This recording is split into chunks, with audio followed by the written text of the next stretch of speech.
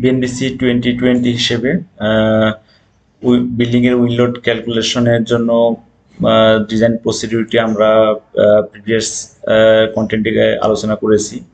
তো বিল্ডিং এর জন্য উইন্ড প্রেসার ক্যালকুলেশন হচ্ছে P is equal to Q GCP minus Q GCPI, এই ইকুয়েশন থেকে আমরা ক্যালকুলেশন করেছিলাম। কিন্তু একটি বিল্ডিং যদি পার্শিয়ালি ইনক্লোজ অথবা ইনক্লোজ না হয়, তাহলে ওপেন বিল্ডিং হলে এই বিল্ডিংগুলোর বা স্ট্রাকচারগুলোর উইন্ড প্রেসার কেমন হবে বা design pressure wind load pressure কেমন হবে, এটা আমরা আজকে ক্যালকুলেশনটা দেখব। তো এখানে হচ্ছে আমরা যদি ওপেন বিল্ডিং এর জন্য চিন্তা করি, তাহলে এখানে 2.4.12 এ একটা ক্লজ দেয়া আছে যে design wind load on open building with monoslope. যদি এই বিল্ডিংটি মনোস্লোপ হয়, মানে এরকমের মনোস্লোপ হয় অথবা পিস হয় বা এরকম হতে পারে অথবা টাফ হয়। টাফটা হলো এরকমের যদি স্ট্রাকচার হয়, তাহলে আমরা কিভাবে ক্যালকুলেশন করব। তো এখানে মেইন উইন্ড ফোর্স রেজিস্টিং সিস্টেমের জন্য ইকুয়েশন দেওয়া আছে P is equal to QH GCN। QH আমরা প্রিভিয়াস আলোচনা করছি যে QH-টাকে আমরা বলতেছি যে ভেলোসিটি প্রেসার। তো ভেলোসিটি প্রেসারের ইকুয়েশনটা আমরা জানি, কিন্তু জি হচ্ছে গাস্ট ফ্যাক্টর, এই ভ্যালুটা আমরা জানি যে 0.8। কিন্তু সিএন কি করব, নেট প্রেসার কোএফিসিয়েন্ট, এটা বের করব হচ্ছে ফিগার নম্বর 6.2.18 এ থেকে ডি পর্যন্ত। এর মধ্যেই আমাদের যে ফিগারগুলো আছে, এই ফিগারগুলো ইউজ করে আমাদের এখানে সিএন ভ্যালুটা ক্যালকুলেশন করতে হবে। তো আমরা দেখি যে 6.2.18 এর এ থেকে 8 পর্যন্ত কি আছে।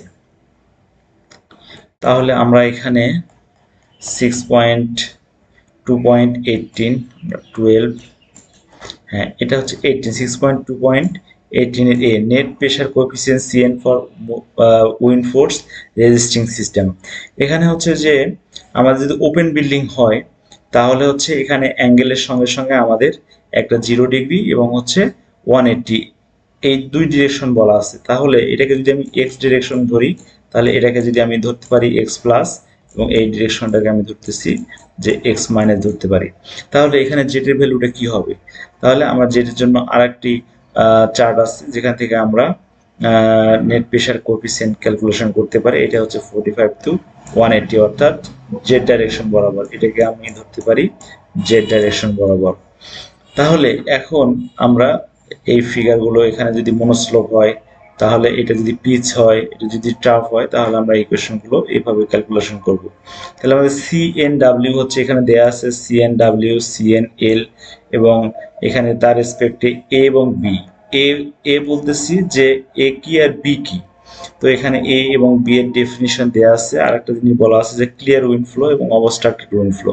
তাহলে ক্লিয়ার উইন্ড ফ্লো হচ্ছে যেখানে ব্লকেজ এরিয়াটা অবশ্যই আমার 50% এর চেয়ে কম থাকবে, তখন কি হবে, উইন্ড ফ্লোটা ক্লিয়ারলি যাবে। আর অবস্ট্রাক্ট হচ্ছে যে ব্লকেজ এরিয়া যদি আমার 50% এর চেয়ে বেশি হয়, তেমন হচ্ছে এই উইন্ড ফ্লোটা 50% যদি বেশি হয়, তাহলে অবশ্যই আমার অবস্ট্রাক্টের মধ্যে যাবে। তাহলে এ হচ্ছে আমাদের কেস হচ্ছে দুটা করে, এ এবং বি।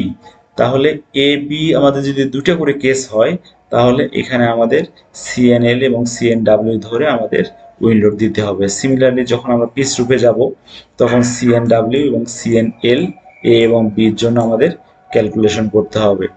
এরপর টাফের জন্য সেম, এবং জেড ডাইরেকশন থেকে আমরা 0 to এইচ, হ্যাঁ এখানে আমাদের 0 to এইচ অর্থাৎ এইচ এর থেকে নিচে, তারপরে এইচ থেকে 2s এবং 2s থেকে গ্রেটার দেন, এই তিনটা জিনিস আমরা ইউজ করে এ এবং বির জন্য ক্লিয়ার উইন্ড ফ্লো এবং অবস্ট্রাক্টেড উইন্ড ফ্লোর আমরা ক্যালকুলেশন করতে পারবো। তাহলে অবশ্যই একটি বিল্ডিং যদি আমাদের ওপেন বিল্ডিং হয়, তাহলে আমাদেরকে এই ইকুয়েশনের মাধ্যমে এবং এই গ্রাফগুলো ইউজ করে আমাদেরকে উইন্ড লোড ক্যালকুলেশন করতে হবে।